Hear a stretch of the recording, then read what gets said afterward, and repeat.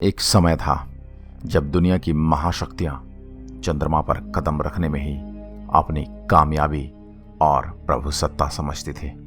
चंद्रमा के बाद अब मंगल ग्रह के प्रति भी लोगों और विज्ञान की दिलचस्पी बढ़ती जा रही है।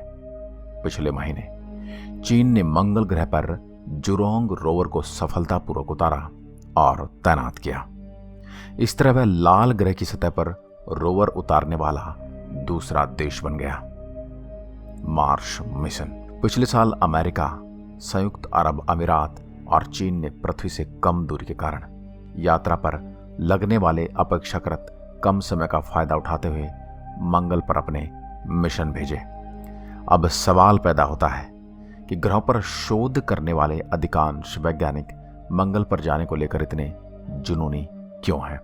इस पर ऑस्ट्रेलिया के RMIT विश्वविद्यालय के भौतिक में वरिष्ठ विख्यात गेल आइल्स का कहना है, इस एक ग्रह पर इतना समय और पैसा क्यों खर्च किया जा रहा है, जबकि हमारे सौर मंडल में कम से कम 7 अन्य ग्रह, 200 से अधिक चंद्रमा, अनगिनत क्षुद्र ग्रह और इसके अलावा और भी बहुत कुछ है। खुशी की बात यह है कि हम अंतरिक्ष में अन्य स्थानों पर भी जा रहे हैं और हमारे सौर मंडल में बहुत ही रोमांचक स्थानों जैसे बर्फ के ज्वालामुखी, बर्फीले मलबे के छल्ले और विशाल चुंबकीय क्षेत्र के लिए बहुत सारे मिशन हैं।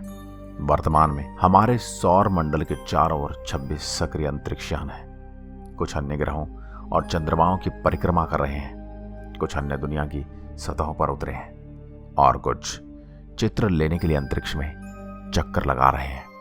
इनमें से केवल आधे ही मंगल पर जा रहे हैं। वॉयेजर 1 और 2 जैसे यान शामिल। इन 26 अंतरिक्ष यान में दीर्घकालिक मिशन पर निकले वॉयेजर 1 और 2 जैसे यान शामिल हैं, जो पिछले 40 से अधिक वर्षों से काम कर रहे हैं और अब सौरमंडल को छोड़कर कहीं तारों के बीच विचरण कर रहे हैं। और इनमें कुछ ऐसे अंतरिक्ष यान भी हैं जिनके बारे में हम कम जानते हैं, लेकिन इनके बारे में जानना दिलचस्प है। NASA solar system exploration. उदाहरण के लिए पृथ्वी के चारों ओर कक्षा में चक्कर लगाने वाले जूनो अंतरिक्ष यान को लें। इसे 2011 में लॉन्च किया गया और यह लगभग 5 साल बाद पृथ्वी की कक्षा में पहुंचा। जूनो ने मिशन की अवधि पार की। यह अब अपने चुंबकीय क्षेत्र, वायुमंडलीय स्थितियों सहित विशाल ग्रह के विभिन्न गुणों को माप रहा है और यह निर्धारित कर रहा है कि बृहस्पति के वायुमंडल में कितना पानी है। सोलर सिस्टम एक्सप्लोरेशन नासा, इससे वैज्ञानिकों को यह पता लगाने में मदद मिलेगी कि कौन से ग्रह के निर्माण का सिद्धांत सही है या नए सिद्धांतों की आवश्यकता है। जूनो अपने मिशन की 7 साल की अवधि को पार कर चुका है और इसे कम से कम 2025 तक बढ़ा दिया गया है। खगोल गति विज्ञान के सबसे जटिल करतबों में से एक पिछले साल के अंत में पूरा हुआ था, जब जापानी अंतरिक्ष एजेंसी JXA ने न केवल एक क्षुद्र ग्रह पर एक अंतरिक्ष यान उतारा, बल्कि शानदार प्रयास के तहत वहां का नमूना भी धरती पर भेजा। जापान के इस यान, जिसका नाम वहां पाए जाने वाले एक बाज के नाम पर हायाबुसा 2 पर रखा गया है, 2018 में क्षुद्र ग्रह 162-173 रियू की सतह पर कदम रखा, सतह का सर्वेक्षण किया और नमूने लिए। हायाबुसा 2 ने किया।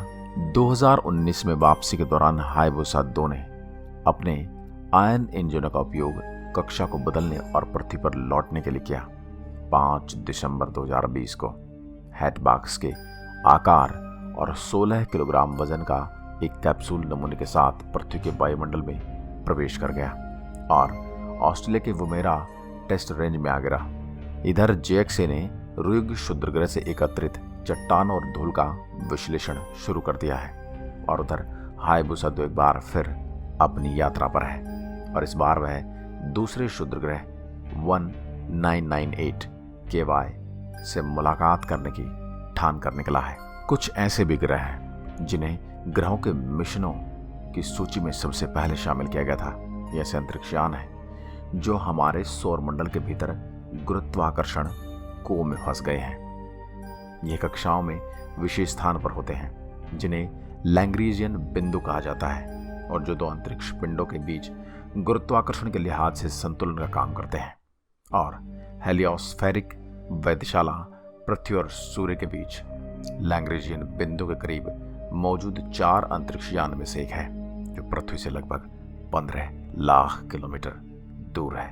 यह सूर्य की बाहरी परत और सौर हवा का अवलोकन करता है, संभावित विनाशकारी अंतरिक्ष मौसम की पृथ्वी पर प्रारंभिक चेतावनी भेजता है। अब हमारे एक लड़ाकू पड़ोसी ग्रह शुक्र की बात करते हैं। सतह पर बढ़ते तापमान और दबाव के बावजूद नासा ने हाल ही में शुक्र और उसके वातावरण की उत्पत्ति का पता लगाने के लिए 2 बड़े मिशनों के लिए धन की मंजूरी दी है।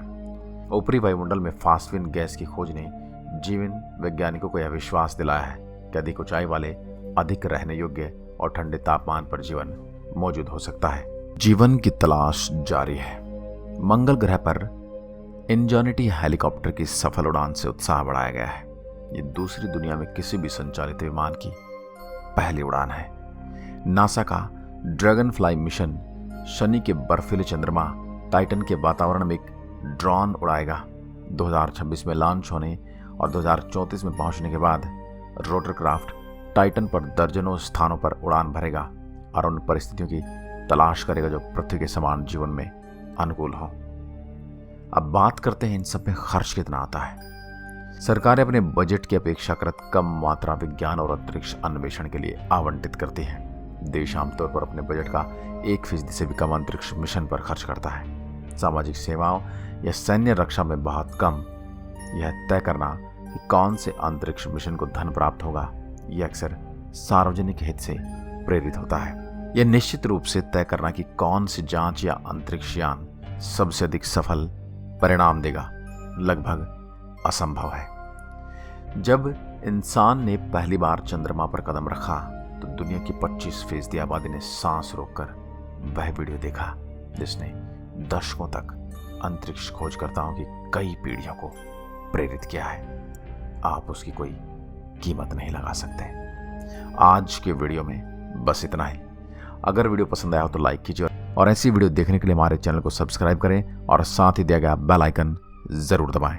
जय हिंद, जय भारत।